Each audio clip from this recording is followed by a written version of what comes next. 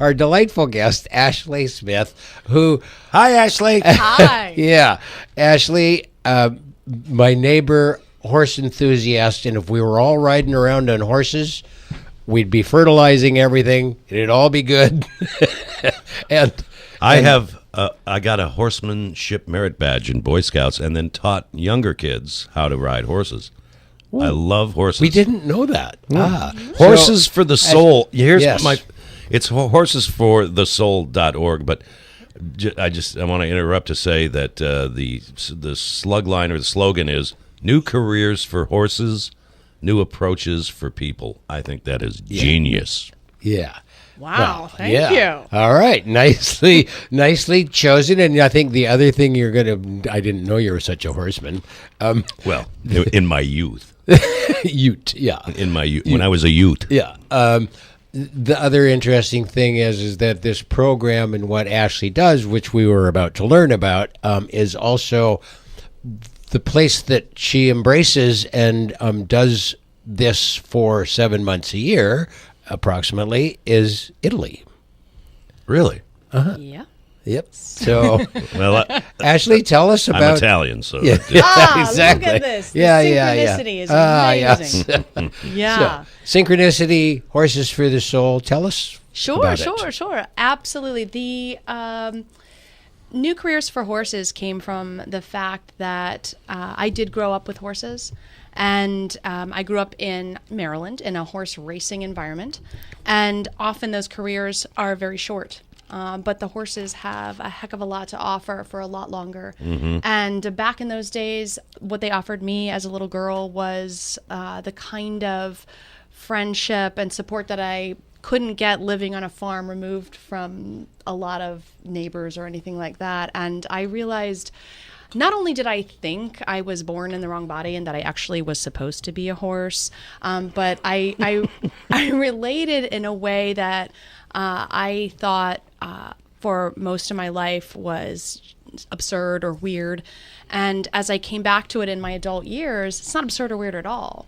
What it has to do with is actually opening up to a different way of thinking, a different way of being, and a primary part of that is your body language.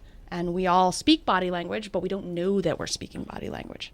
So while a lot of the work that I do is looking at what horses are saying, and sometimes I don't know exactly what, but the great wonder and challenge is to keep on trying until we figure it out. A horse whisperer?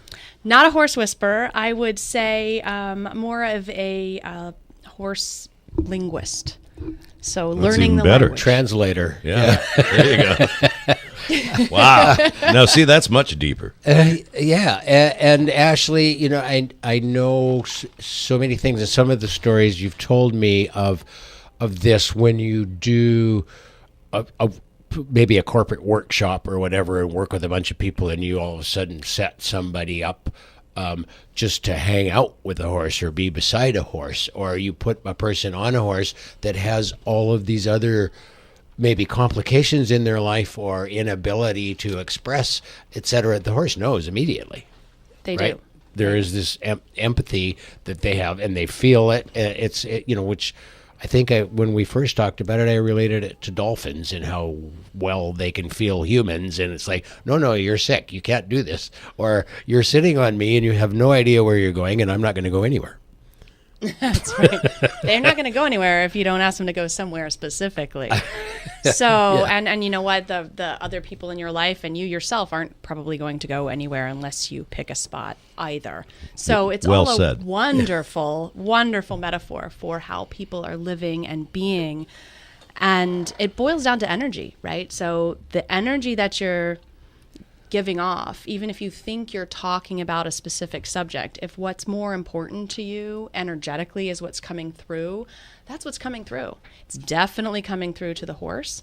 And so my job is to look at what the horse is saying or doing and just ask people to notice that. And then the relevance builds from there so they can learn a little bit more about themselves and their energetic presence and what is truly important to them. How long has Horses for the Soul been around? Well, let's see. I started Horses for the Soul about 3 years ago, but I've only been in business for myself for the past year. That's because I have had the great pleasure of working for and with other people involved in this industry. Right. And you also, some of this, what you do, segues into or becomes part of, not just the corporate world, but, the tech world and the way that there's all these sort of large families of people doing in big business that also need to get in touch with themselves. And you are connected in the tech world in, so to speak, your other job. Correct. So what You're happened? a recruiter? Yes, for me, I still do recruiting for a video production and digital media company, and I was an HR director for them and for another company before that. What I realized was that the HR human resources field, it's really all about relating. It's really about listening, reading in between the lines, and finding a way to communicate with people that helps them make decisions. You can't make a decision unless you know what your choices are.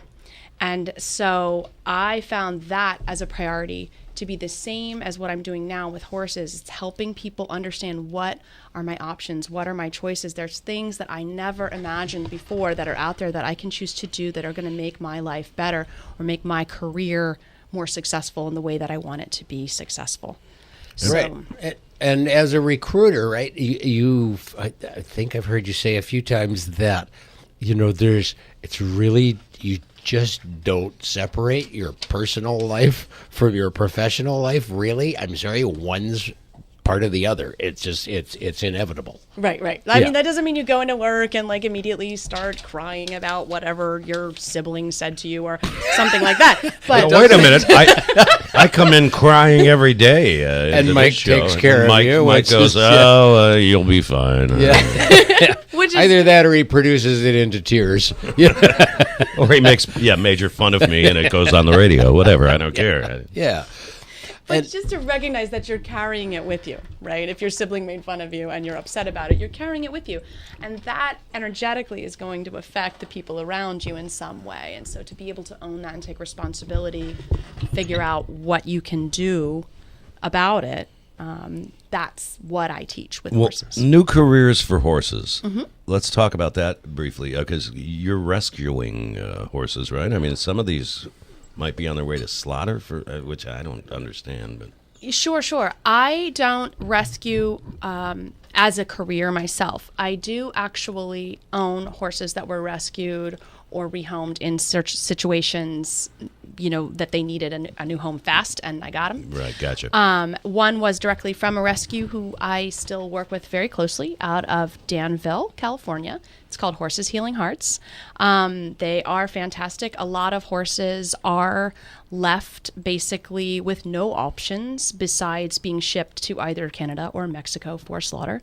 And that is unfortunately a reality still in our time, that we don't know what to do with our, quote, unwanted horses. So having an opportunity to grow an industry where horses are valuable and contributing to our society in a new way is a great way to reduce the number of horses who go to slaughter. Right. And I mean, it sort of boggles me that we, to horse to slaughter is actually having to carbon footprint ship them en masse to wherever.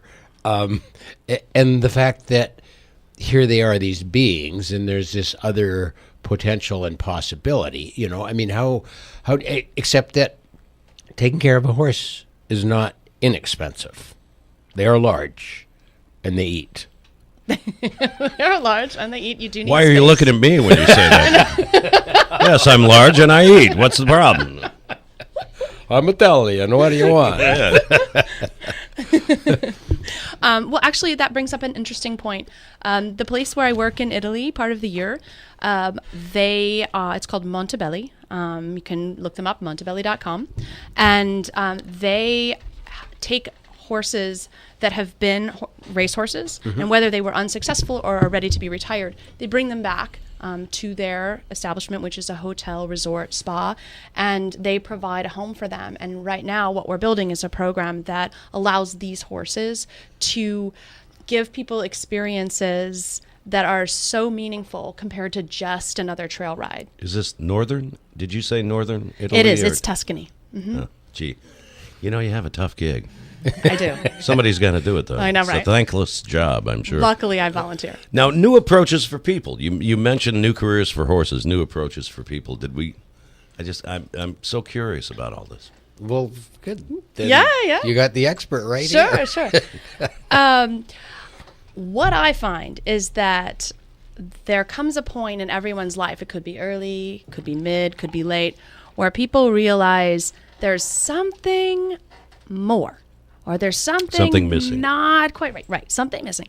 And I don't know how to get to the bottom of it.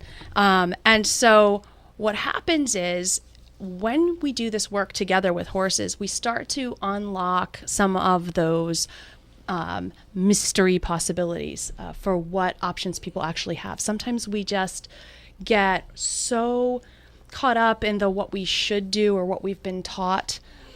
We get into this position in life where we don't see that we can do something else. Yeah, right. And doing this work frees up the possibilities for you. It helps you to see what you haven't been seeing. We're so linear and we're so trained to be planned and execute. And horses live in the moment and they respond to energy. Your energy, what's coming out of you, is actually going to be reflective of what you really care about. And once you know what you really care about, then you get to pick a direction. And then you get to figure out the options of how to get there. So that's the new approach. I love this. Giddy up. Exactly. Wow. Yeah. Yeah. Oh, we got to take one last look at traffic, and then we'll be back here on Reclamation Road Radio on the Drive. Okay, we back? Okay. Thanks, Michael. Have a good night. 5:53. We're wrapping up this week's Reclamation Road Radio with Michael Bug Deacon, and we're talking about horsesforthesoul.org. This is so cool. Where are you in Petaluma? Well, I am on Thompson Lane, just off of Bodega, so just outside of town northwest, and I'm Bug's neighbor. Well, I've been to Bug's place. Indeed. Well, you would go buy her horses on the way there. All right, so Ashley Yeah. Smith it started Yeah. at about 3 years ago, you said? Or Yes, two? but I've been working where I am for 1 year. Okay. Right. And then just to carry this a little bit further in that, it's horses working with people, so to speak, and you being the translator, the mediator, as it were. And I think what's happening in Italy, and we've got to make sure we let people either know how to find you on your blog or on Facebook, et cetera, right? But in Italy, there's this combination, and we talked about it on the way up here, of where you're working is this combination of taking people that are very, traveling, et cetera, but there's this sort of, it's more and more expensive to travel and do things anymore, and you discussed it very in interesting terms, the ROI on your travel, the return of investment. And okay, you just traveled, you just spent all this money, you're going to go hang out in Tuscany, you want to go ride some horses, but now we're going to take it a step further. You can find out more about yourself at the same time. Exactly. So how is that working? Exactly. People are finding it. A lot of times people don't even realize when they come into it what they're going to learn about themselves, or the fact that they're going to learn so much. And I would say the vast majority of clients that I've seen say something along those lines. Wow, I never expected to learn this much about horses or me. And Or me. And Yeah. that's good. I mean, and they're not saying that in a bad way. They're saying that in the like, oh my gosh, I got to learn something. And so I just believe in this day and age, if we can provide more access to meaning and depth and direction, that, you take the precious time that you have away from your job, and you can get more than just relaxation. Yeah, I mean, you get that too, and you get an incredible experience being in an environment that is filled with the wonder of nature. You can do that in Italy, you can do that here, you can do that in one day in our neighborhood, or you can do that in Tuscany. And the bottom I vote line, for Tuscany. I think the radio show needs to go to Tuscany Yes. to visit We'll Ashley. broadcast We'll- live. Exactly. Ashley, let me know when you're going next time, and Absolutely. we'll go with you. I think this summer in Tuscany, we'll just hop I'm, over. I'm there. Yeah, yeah. Even though my family's from Naples, I don't care. Let's go to Tuscany. Well, then you can just hitchchike down and there. or take a horse. nationally, Condé Nast, the number one wine destination in the world is Tuscany. Number two is Sonoma County. And see. number one in the U.S. is Sonoma County. So. Whoa. I mean, now there's a natural bridge being built here. Think they have a Johnny Garlic's in Tuscany? Let me call Guy. I'll ask him. Indeed. All right, Yeah. I'm getting off. So, horses for the soul, and how do you want them? I mean, it's a growing. It's your little baby, and it's growing. It's quite big, though. It has 3,000 pounds on the hoof over there by your place. Well, what's the funding? You have three. Is it a nonprofit that you write grants or? No, this is a business. So, Okay, very this cool. is a business. This is Yeah. clients coming to learn about Nice. horses, learn about themselves. In Italy, they're coming to take a vacation, do something, or That is come so as a cool. corporate team. Right. And you as just did a retreat. workshop in Carmel, right? Just did a workshop in Yeah. Carmel Valley. Yeah.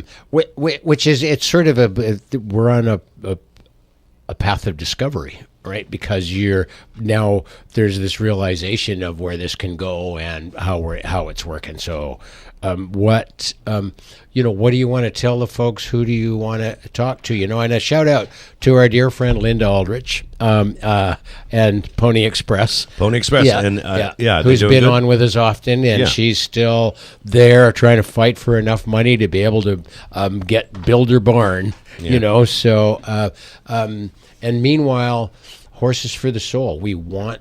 How do you want to contact people? What's the best way to get a hold of you? Through my website, horsesforthesoul.org, and we have descriptions there about the programs in Italy as well. So feel free to look that up. But it's me who answers the email, and please feel free to ask me any questions that you want. Horsesforthesoul.org. Let's do the drive live from Tuscany in Italy with Ashley Smith this Lobbying. summer. All right. I'm ready. Right on. I am ready.